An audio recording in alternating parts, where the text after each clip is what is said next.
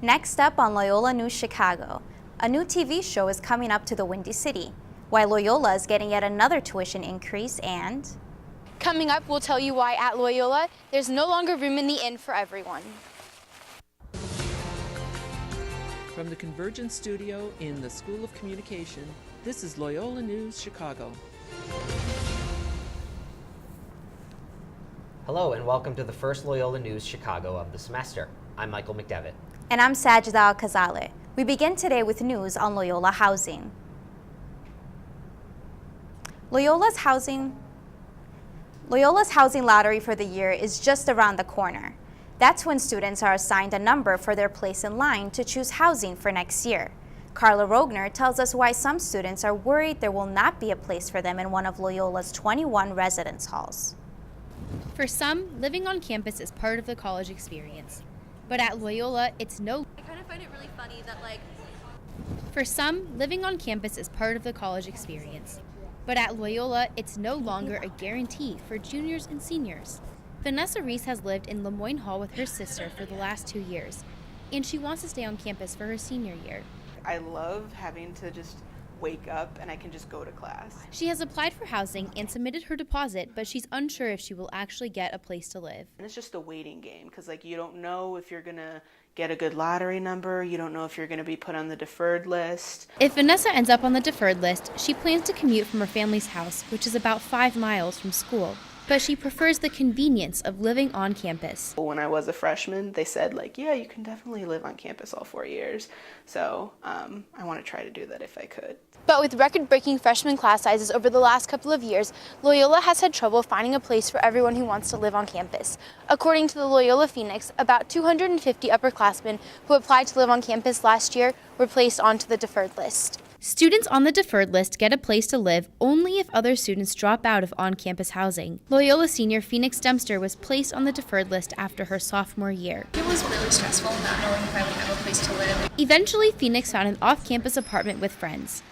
For the future, Loyola has plans for a new residence hall in the 6300 block of Winthrop Avenue. But it won't be ready to house students for another year and a half. So for now, Vanessa's future living situation is uncertain, but she is staying hopeful. I'm kind of worried, but hopefully, I don't know, hopefully I'll get to live on campus. Carla Rogner, Loyola News, Chicago. We reached out to Residence Life for an interview, but they declined. We'll follow up with Vanessa and let you know if she gets to stay on campus. And next time, we'll detail Loyola's newest residence hall, which has caused some controversy before building has even begun. Loyola's tuition is rising by the largest amount in 3 years. Next year, students will pay roughly $1,400 more to attend the university. That's a 3.3% increase. While Loyola's tuition has always gone up over the past 30 years, President Joanne Rooney had promised to try to cap tuition increases. It went up by 4% before she took office, but she kept it down to 2.5% for 2 years.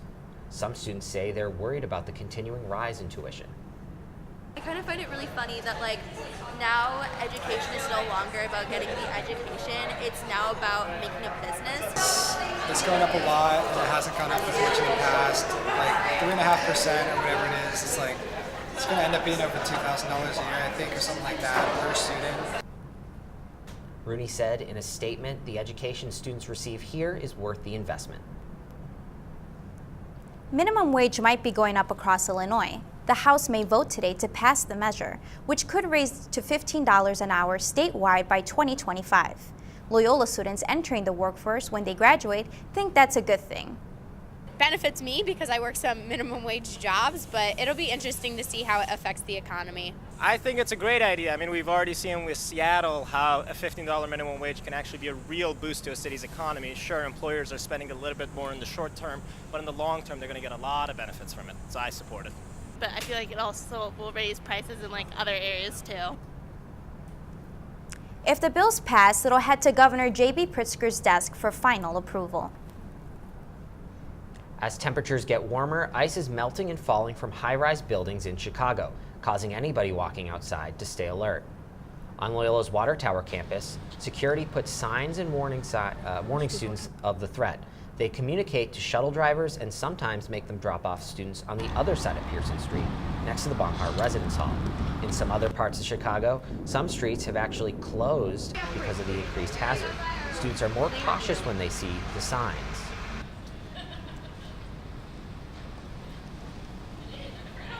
Lets me know that something's going on. I need to be cautious. And then, I don't know, you don't really see the ice falling. The falling ice does make me walk differently. Sometimes I cross the street. Sometimes I just walk a little faster.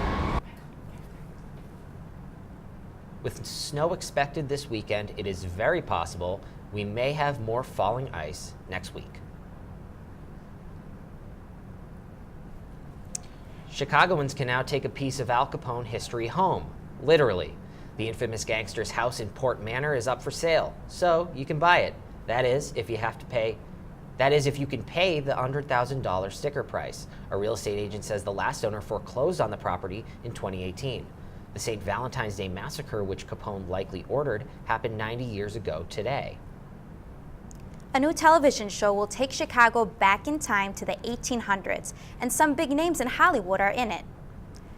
Leonardo DiCaprio and Martin Scorsese will executive produce a television series for Hulu called The Devil in the White City. It's based on a book that highlights Chicago's 1893 World Fair, architect Daniel Burnham, and one of America's first serial killers, H.H. Holmes. No word yet on when the series will be released. Looks like it's time to subscribe to Hulu. I know, and Martin Scorsese did Goodfellas, which is like my favorite film ever. Coming up, why you don't need a significant other to celebrate this Valentine's Day. And we'll look at some creative ways Chicagoans survive the polar vortex.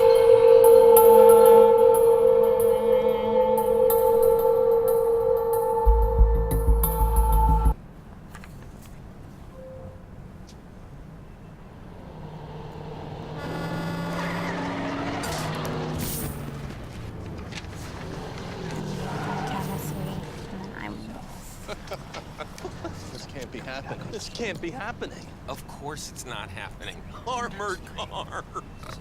Listen, having money isn't about luck. Make your own coffee, save $1,000 a year. Feed me. Feed the pig. The weather is warming up, but a couple of weeks ago, Chicago suffered through some of its coldest temperatures ever. But that didn't stop some people from having a little fun, as Professor John Goheen's students show us.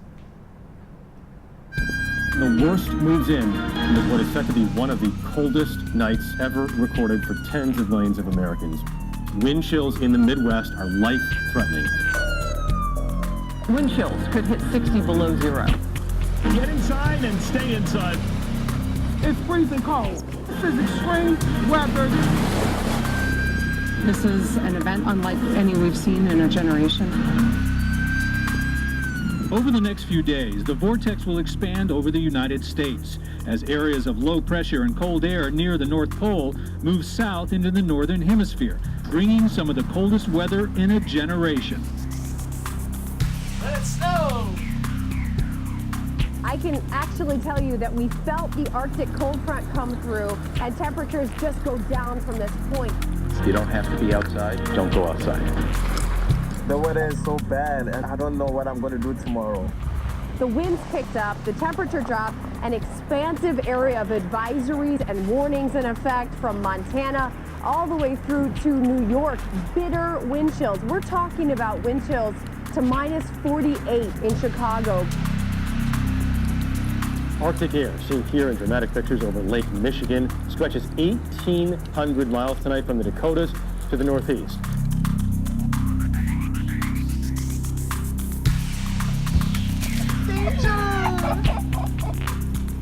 Kind of painful.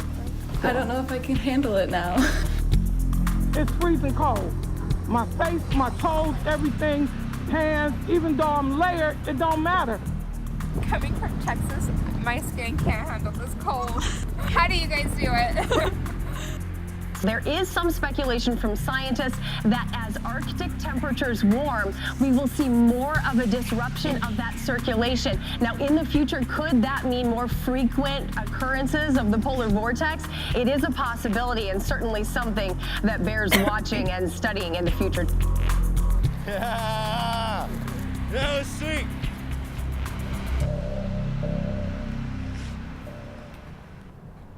At one point, our temperatures were colder than Antarctica, Alaska, and the North Pole. The weather hasn't been too friendly for Loyola students either. Queenie Ama talks to a few students to see if the weather is making them run away to warmer climates for spring break. Spring break is right around the corner, and I mean, it doesn't even feel that way. Take a look around. Cold, snow, chilly. Depressing, sad, and gloomy.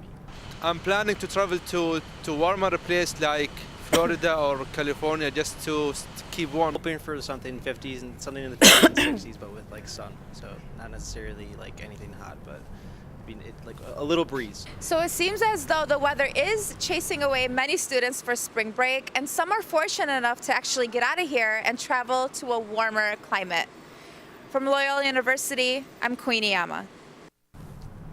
Loyola Spring Break runs the week of March 4th, which is 2 to 3 weeks before nearby universities. While Chicagoans face the persistent cold, their favorite baseball players are enjoying the Arizona sun for spring training. Games begin on the 23rd for both the Cubs and the White Sox. Fans of both teams are hoping for success this season. Cubs fans' championship hopes were shattered last year when the team lost in the league's wild card game. With most of the team returning to play, Cubs fans are looking for redemption. Sox first baseman Jose Abreu will return for a 6th year with the club.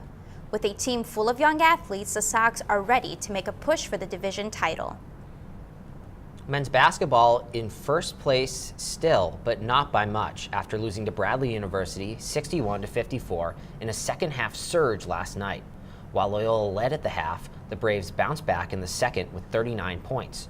Ramblers' Marcus Towns got 15 points, 7 rebounds with 4 assists, but it wasn't enough. Loyola is still in first in their conference, but only by 1 game. Trailing them, Missouri State University, who they'll play on this Sunday at home.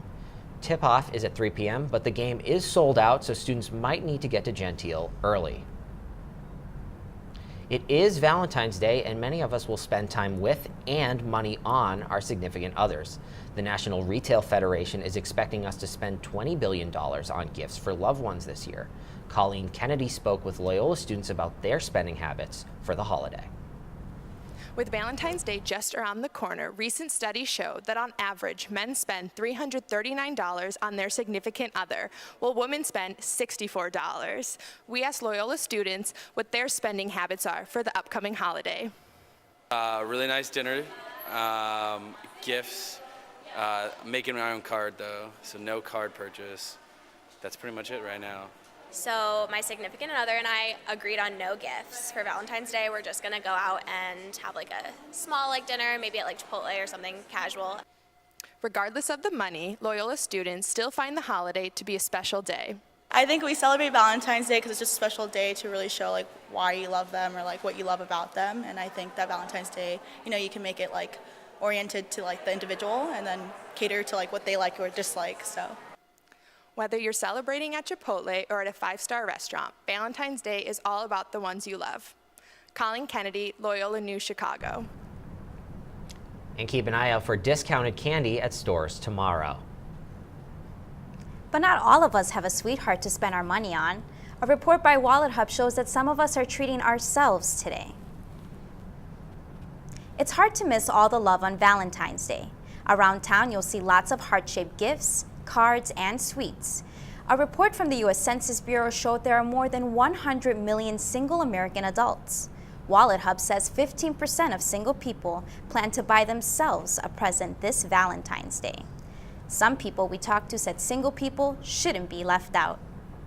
I'd like to tell all those single people out there that you should turn this day into a day for yourself, a day to treat yourself. I usually buy myself either chocolates or flowers, and then turn it into like a relaxation day. So do a little spa, read a book, light a candle, just enjoy the day. Self-esteem is very sometimes low during this time of year, so buying yourself a gift or doing something with your friends or doing something for yourself, I think is really good for yourself and just good for your mental health in general. Interestingly, Wallet Hub reports that only 52% of people will even celebrate Valentine's Day. Well, I will be part of that 52%. My girlfriend and I are having a nice dinner out tomorrow evening. Oh, so much fun. That's the news for now. Thanks for watching. We leave you today with shots of our Water Tower campus on this wintry day. We'll see you next week for another edition of Loyola News Chicago. Have a great day.